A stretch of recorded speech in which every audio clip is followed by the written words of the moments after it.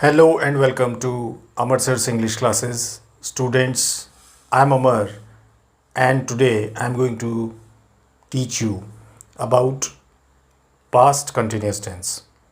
So, without further delay, let's begin.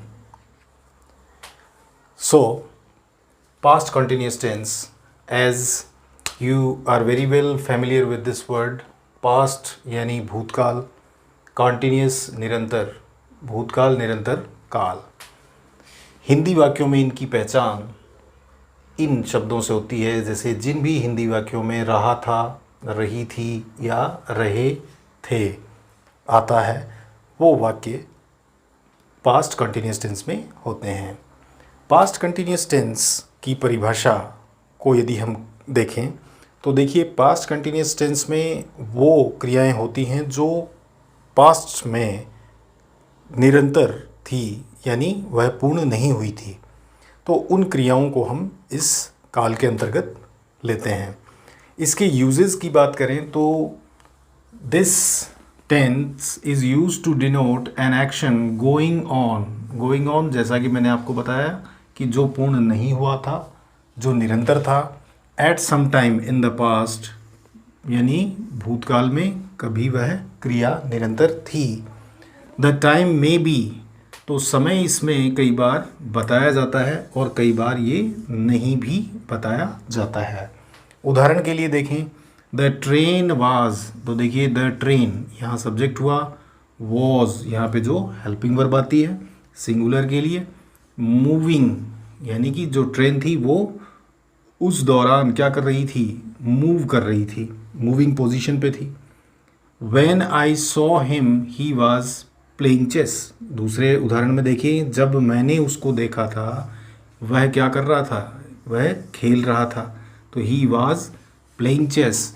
तो it denotes that during that moment when I saw he was playing chess, यानी कि जब मैंने उसको देखा था तब वह चेस खेल रहा था।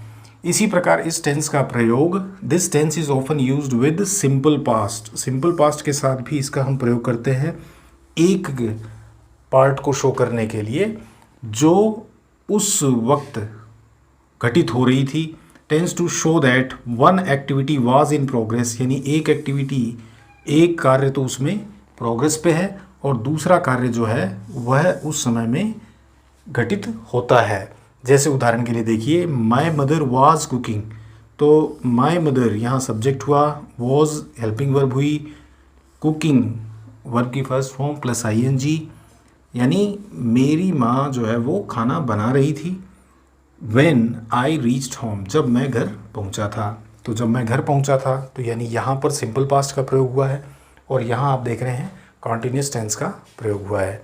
तो इन दोनों ही यूजेस को हमें ध्यान में रखना है स्टूडेंट्स। अब आगे हम इसके फॉर्मेशन के बारे में जानेंगे कि किस प्रकार से जो पास्ट कंटिन्यूस के सेंटेंसेस होते हैं वो फॉर्म होते हैं।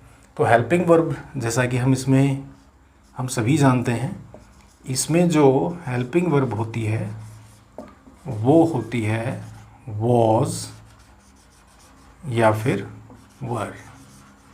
अब देखिए, वॉज का प्रयोग होता है फर्स्ट पर्सन आई के साथ, ही के साथ, शी के साथ, इट के साथ और किसी भी सिंगुलर नाउन के साथ, ठीक है। वहीं वर का प्रयोग जो है वो होता है वी के साथ, यू के साथ, दे के साथ और कोई भी प्लूरल नाउन के साथ। प्लूरल नाउन के साथ हम इसका प्रयोग करते हैं। तो ये हमें विशेष तौर पे ध्यान रखना होगा पास्ट कंटिन्यूस टेंस में। तो एक बार फिर देख लें, वॉज का प्रयोग आई, ही, शी, इट नाउन सिंगुलर के साथ और वर का प्रयोग वी, यू, दे और किसी भी प्लूरल नाउन के साथ। अब मैंने आपको प्रेजेंट कंटिन्यूस जब पढ़ाया था तो मैंने आपसे कहा था कि इसकी ट्रिक क्या है कि देखिए, वॉज और वर में जब कन्फ्यूजन हो तो सिंपल सी टेक्निक मैंने आपको बताई थी कि एस, यूँ समझ लें कि एस जो भी हेल्पिंग वर्ब में आ रहा है इट स्टैंड्स फॉर सिंगुलर। तो ये एक ट्रिक होगी जिससे कि हम कभी नहीं भूलेंगे कि वॉज सिंगुलर के साथ आएगा या प्लूरल के साथ।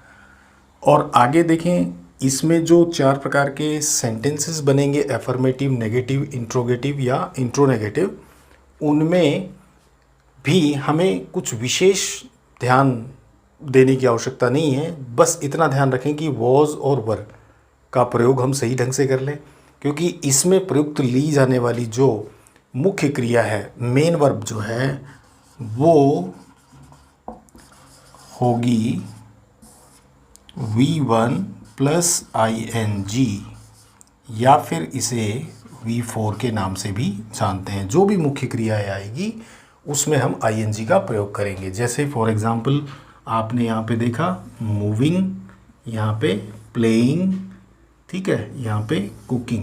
तो इन सब में आप देख रहे हैं मुख्य क्रिया में ING का प्रयोग होता है। अब आगे स्टूडेंट्स इनके स्ट्रक्चर्स पे हम देखते हैं, इनके स्ट्रक्चर्स को। So we'll see structures of this tense.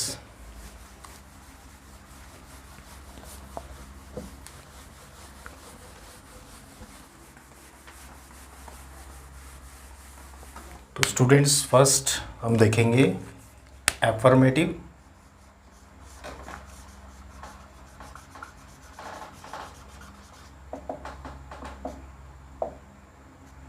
Second negative,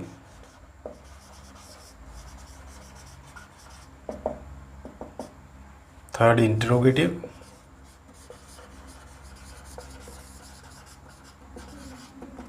and fourth इंटेरोनेगेटिव।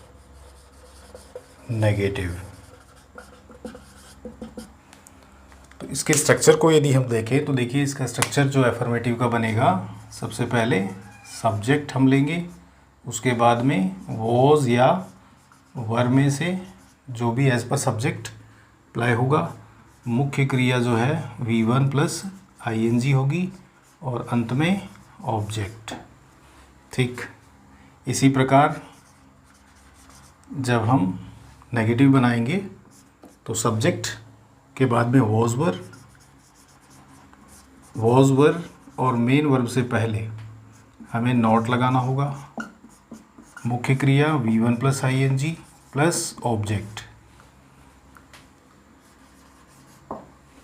Interrogative जब हम लेते हैं तो देखिए, जैसा कि मैं आपको बार बार बता चुका हूं कि WH वर्ड जो होता है वो हेल्पिंग वर्ब से पहले आता है। WH वर्ड यहाँ पे हमें रिक्वायरमेंट नहीं है, तो हम इसमें सबसे पहले क्या ले लेंगे, वॉज या were, then subject, then V1 plus ING plus object, and at the end we have to put the question mark.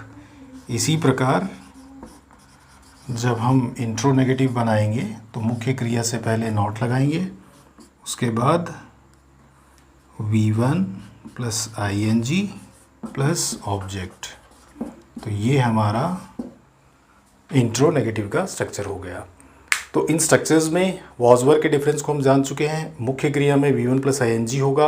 अब हम कुछ एग्जाम्पल्स को देखते हैं जिनसे हमारा ये पॉइंट और क्लियर होता है।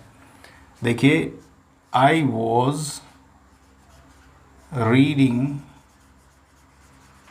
a novel, ठीक है। He was telling a story. They were playing chess. अभी नेगेटिव बनाते हैं तो सेम सेंटेंस ही ले रहा हूँ ताकि ये क्लियर जल्दी हो। आई वॉज नॉट रीडिंग, यानी नकारात्मक वाक्य कि मैं एक नॉवल नहीं पढ़ रहा था। I was not reading a novel. Then he was not telling a story. They were not playing chess। इसी प्रकार इंट्रोगेटिव जब हम लेंगे तो सबसे पहले हम हेल्पिंग वर्ब लेंगे। तो first one, was I reading a novel और question mark. Was he telling a story? And the last one, were they playing chess? Question mark. And interrogative में we have to see that we have to place not. Was I not reading a novel? Question mark. Was he not telling a story? And the last one, were they not playing chess? तो I hope student कि आपको ये समझ में आया होगा. यदि आपको समझ में आया हो तो please like, share and subscribe my channel. So with that we come to an end, and in our next episode we'll take some new topic. Till then, goodbye. Thank you.